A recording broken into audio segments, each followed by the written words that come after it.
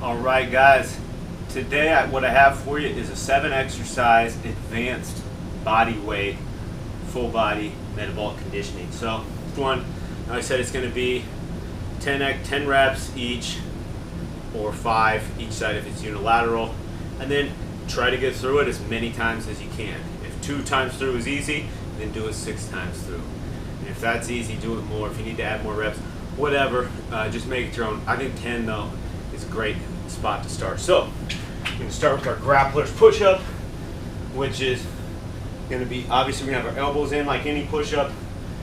Keep our core tight at the top. I'm going to rotate that back foot, bring my knee and elbow all the way through. Up, rotate. Give you another view here.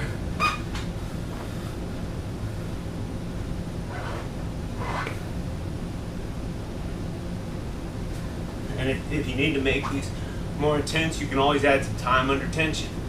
What do I mean? Here we go on my way down. 1, 2, 3, 4, 5. 1, 2, 3, 4, 5. 1, 2, 3, 4, 5. 1, 2, 3, 4. 1, 2, 3, 4, 5. So you want to make it slower. It's going to be a lot harder, more intense. By all means, do it. After that though, we're going to flow right in to our next chest movement. So before you add that time under tension, check this one out. Say oblique kick groiner push-up, which basically is this. Elbows in tight, pushing down at the top here. I kick my leg out, bring it up to that groiner position, and here's where the hard part comes in. I'm going to kick my leg straight back out and bring it around like that. So here, bringing that out, up to the top, get that little stretch in, kick it back out and around. So you're getting a great chest workout. You're hitting those obliques. Whew. You get a nice mobility exercise in there too. We're going to do a bear to crab. What does that mean? I'm going to start here in my bear crawl position. Get my knees up off the floor. Go all the way through to my crab walk position. Back down.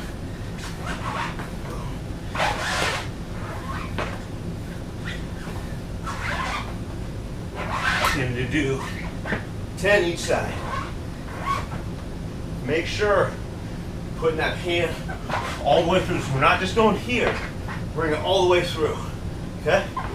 That's bear to crab. Next one we're going to do is our rotational side plank. I'm going to show you 3 variations. You're going to do this, it's best to start in this type of a plank. So here, I'm just going to rotate, reach, and bring it through. Reach, and bring it through. And then, if you really want to be a psycho,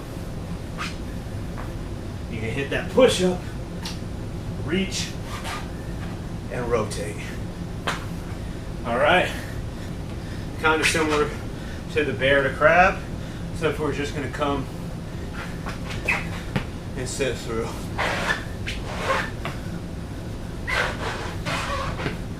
Side to side. Next one is a goblet kickstand squat. So what's different about this versus a regular goblet squat is I'm going to take the leg that's not doing most of the work, set it off to the side. I'm just kind of balancing on my tiptoe. So the center leg here is still doing the majority of the work. It's very similar to a pistol squat. So a little bit easier and a way to kind of work up to that. But it's great because you kind of have this there, just like it sounds, as a kickstand. So if you start to lose your balance, you got that kickstand so you don't fall over and hurt yourself. Focus on driving through with your heel there, kicking your butt backwards as you do that. Now, I got to train with the guy who invented these.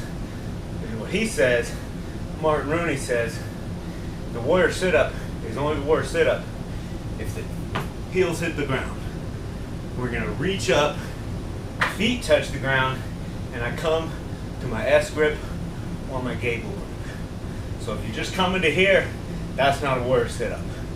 This is not a warrior sit-up. People think because they're holding the tension that this is easier, I mean that this is harder, but it's actually not, it's easier. So true warrior sit-up, your heels have to touch, your arms have to wrap around, and your feet have to touch. Reason being, what happens when people do these, is oftentimes what you use is your hip flexors and not your core. A lot like how you see people when they're doing sit-ups rock up instead of actually making their core muscles pull them up. They're using their hip flexors to raise up, and it kind of defeats the entire purpose of the exercise. What this does by planting your feet, you're stopping momentum, you're not rocking, and you're taking the hip flexors out to a great degree. Not totally, people can still use their hip flexors other than their core on this, but that stops it a great deal. And with the gable grip, the same thing. You're stopping the momentum, getting a full range of motion. It's a lot better. So this is a warrior sit-up. This is a beta sit-up, okay? We don't want to do beta sit-ups. We want to be warriors, do it the right way, get the full range of motion, not use momentum, and actually use our core, because the whole point of those is to strengthen your core and build those muscles, not to simply do reps. Be first, get done first. It's not a contest. It's about making yourself better. It's not about who can finish first. It's about doing it right. Never do it faster than perfect. That's the best advice, because when you try to be the first one done and pick up the little weight so you can get done faster, beat the other guy, you're only cheating yourself. And if you're doing this, you're probably doing this at home by yourself. So then it's like, who are you showing off for? So do it right, use the proper technique, and you'll be better for it, okay? Shortcuts will slow you down, all right? Enjoy.